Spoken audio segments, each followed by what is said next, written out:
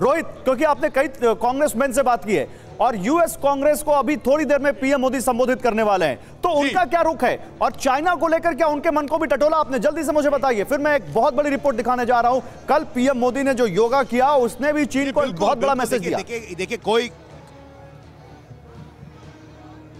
जी बिल्कुल, देखिए US Congress ने 2 कमिटीज बनाई है, चाइना के अगेंस्ट 2 कमिटीज बनाई है, चाइना के एक्टिविटीज को ट्रैक करने की जो कमिटीज बनाई है, सेनेट में और हाउस में, दोनों में। और दोनों जगह ये बात है प्रधानमंत्री मोदी जी की जो विजिट है उसको लेके कि भारत के साथ संबंध मजबूत किए जाए ताकि हम चाइना को काउंटर कर सके। और ये बात में कोई दो राय नहीं है कि इस विजिट का जो कॉमन डिनोमिनेटर है वो सिक्योरिटी है। सिक्योरिटी कहां की? इंडो पैसिफिक की, चाइनीज एग्रेशन के अगेंस्ट में, सप्लाई चेन जो डिस्टर्ब की थी चाइना ने उसे रोकने के लिए। तो ये सारी चीजें इस विजिट में हमें बार-बार चलिए बिल्कुल और इस विजिट में मैं आ रहा हूं रोहित आपके पास। आपने बड़ी बात कही है इस बात को लेकर, और अभी ये भी बात करूंगा कि यूएस कांग्रेस का जो ये संबोधन है पीएम मोदी का वो कितना अहम है और उसमें क्या वो बोल सकते हैं। लेकिन जरा मैं कुछ और दिखाना चाहता हूं, ज्यादा नहीं, थोड़ा सा पीछे, कुछ घंटे पीछे चलते हैं। पीसीआर जरा आइए इधर। कल संयुक्त राष्ट्र में जिस वक्त प्रधानमंत्री नरेंद्र मोदी दुनिया के 180 देशों के नुमाइंदों के साथ योग कर रहे थे, उस वक्त उनके बगल में एक ऐसी शख्सियत भी योग कर रही थी जिसे चीन देखना तक पसंद नहीं करता है। और यह संयोग नहीं हो सकता, क्यों? वो शख्स थे हॉलीवुड के star Richard Gere. Richard Gere चीन की आंखों की किरकिरी हैं। क्यों है आपको यह भी बताते हैं। ये तब तक ये तस्वीरें तो हम आपको जरा जो मेरे बगल में आप देख रहे हैं देखते रहेंगे, लेकिन ये समझिए दलाई लामा के कट्टर समर्थक हैं रिचर्ड गेरे और इनकी एंट्री चाइना ने अपने यहां बैन कर रखी है। उन्होंने कहा है कि वो दलाई लामा के कट्टर समर्थक हैं। ऐसे में चीन ने रिचर्ड गेरे की एंट्री पर बैन लगा रखा है। आजाद तिब्बत के हिमायती हैं रिचर्ड गेरी। ऐसे में चीन उनकी फिल्में भी बैन करके रखे हुए।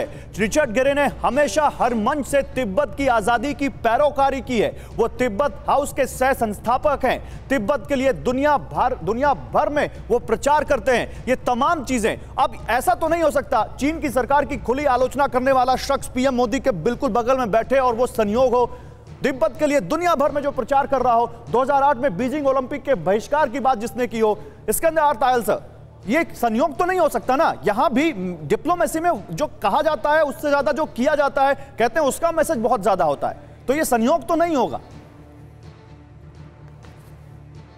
इसके अंदर अर्थ आयल सर, नहीं ये संयोग तो बिल्कुल नहीं होगा। वैसे रिचर्ड गियर योगा और जो पूरी ईस्टर्न फिलॉसफीज है उसमें भी बहुत ज़्यादा विश्वास करते हैं, पर देखिए ये सब बिल्कुल संयोग नहीं होता है। और चाइना तो पीछे एजेंडा में है ही सबसे अधिक, इंडो पैसिफिक एजेंडा में है। और जिस तरह से अमेरिका अब चाहता है, अगर आप देखें जब प्रेसिडेंट बाइडेन प्रेसिडेंट कैंडिडेट थे तो उन्होंने जो आर्टिकल्स लिखे थे, या जेक सलिवान जो एनएसए उन्होंने लिखे थे कि अमेरिका अब बर्डन शेयरिंग की तरफ जाएगा।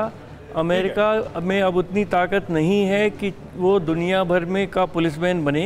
ठीक बात है। और बर्डन शेयरिंग का अगर वो इंडो पैसिफिक की तरफ देखते हैं तो कौन बर्डन शेयरिंग कर सकता है? ठीक बात। वो केवल भारत और जापान और जो बड़े बड़े वियतनाम शायद कर सकता है। तो पीछे यही है और पूरी बाईपार्टिजन सपोर्ट है। जैसा आपने कहा कांग्रेस को संबोधित प्रधानमंत्री कर रहे हैं, बड़ी बात कही, बाईपार्टिजन सपोर्ट है पूरा बाईपार्टिजन सपोर्ट है। मैं इसी लाइन को लेकर जाऊंगा निशांत के पास। निशांत, एक तरफ बाईपार्टिजन सपोर्ट, दूसरी तरफ रिचर्ड गेरे के जरिए एक बड़ा मैसेज, वो जो दोनों चीजें यहां पर हम डिस्कस कर रहे हैं साथ में, वहां पर यह भी मुझे बताइए कोई सेंस, कुछ आपके पास आपके सूत्र बता रहे हो पीएम मोदी जब अभी यूएस कांग्रेस को संबोधित करेंगे तो क्या कह सकते हैं, क्या मैसेज होगा उनका दुनिया को और अमेरिका को?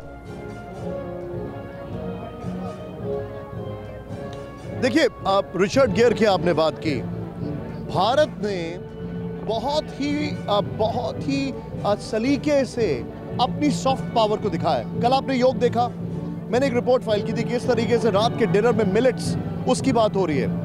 अब बात रही कांग्रेस की, जो हमारे पास जानकारी है, जो हमारे पास इंफॉर्मेशन है, प्रधानमंत्री का थर्स्ट होगा ग्लोबल पीस एंड प्रोग्रेस। दोनों बहुत जरूरी हैं, क्योंकि पूरी दुनिया में अभी दो ही चीज नहीं है, ना पीस है ना प्रोग्रेस है, और ये दोनों ही चीजें भारत की हैं। Bharat is leading from the front. Peace की अगर मैं बात करूं तो आप देख रहे हैं अब all the NATO countries are involved in some way और द अदर। यूक्रेन में दूसरे कई सारे क्वार्टर्स है जहां पर टेंशन है। प्रोग्रेस की बात करें, वर्ल्ड की इकोनॉमी से कहीं गुना ज्यादा भारत की इकोनॉमी है। कल मेरे एक अमेरिकन से बात हुई जो कि स्पेस के लिहाज से प्रधानमंत्री से मिलके गए थे। उन्होंने कहा कि प्लीज अंडरस्टैंड, मैंने उनसे सवाल पूछा कि क्या भारत को आप एक प्रोग्रेसिव कंट्री के तौर पर देखते हैं या फिर खाली कंज्यूमर के तौर पर, क्योंकि ये बहुत बड़ा सवाल था। उनका जवाब आप सुनेंगे तो हैरान हो जाएंगे। उन्होंने मुझसे कहा क्या प्रोग्रेसिव कंट्री कंज्यूमर नहीं हो सकती है? We are looking at both. America के लिए भारत एक राइजिंग पावर है। ये मैं उस तरीके से कह रहा हूं जो एक जमाने में अमेरिका के लिए साउथ कोरिया या जापान होता था। America is looking at India and then there is a tweak.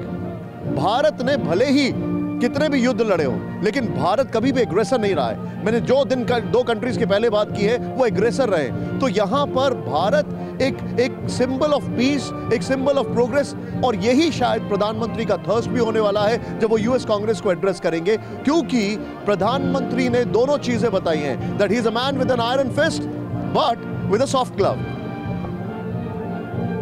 दौर में जब इस वक्त वॉर चल रही हो दुनिया में एक, और उसमें अमेरिका को एक पार्टी बना, अमेरिका जिसमें इनडायरेक्टली एक पार्टी बना हुआ हो, नेटो इनडायरेक्टली एक पार्टी बने हुए हो, और उसी अमेरिका में अगर कांग्रेस में जाकर पीएम मोदी मैसेज दें पीस का, तो ये कितना बड़ा मौका है रोहित। और पीएम मोदी वाकई उन्होंने साफ कहा कि हम न्यूट्रल नहीं हैं, हम तो शांति के पक्ष में हैं। आज यूएस कांग्रेस में भी क्या वो ये मैसेज दोहरा सकते हैं? और क्या यहां से इससे बड़ी बात में क्या पीएम मोदी के इस दौरे के बाद इस वॉर में कोई शांति का रास्ता दिख सकता है क्या? जी बिल्कुल, देखिए प्रधानमंत्री मोदी का जो एड्रेस है, मैं याद दिलाऊंगा 2015 में जब उन्होंने 16 में जब ये दिया था, तब उन्होंने एक फ्यूचर की बात की थी। और अब वो पिछले 8 साल में 7 साल में जब भारत के प्रधानमंत्री रह चुके, हमारी इतनी मल्टीलैटरल एंगेजमेंट्स पूरी दुनिया में है, हमारी एक ग्लोबल प्रेजेंस है, तो यूएस के जो सेनेटर्स है, जो कांग्रेसमैन है, ये सुनना चाहते हैं कि प्रधानमंत्री जी का विजन क्या है। और विजन क्या है? वो विजन वही है जो प्रधानमंत्री मोदी जी ने रशिया को कहा था, रशियन प्रेसिडेंट को कहा था कि ये जो युग है ये वॉर का युग नहीं है। तो कहीं ना कहीं अमेरिका इस लिहाज से भी इसे देख रहा है। और मैं ये भी बताना चाहूंगा आपको, देखिए अगले साल जो बाइडेन के अमेरिका में चुनाव है और अमेरिकी पब्लिक बिल्कुल खुश नहीं है इस वॉर से।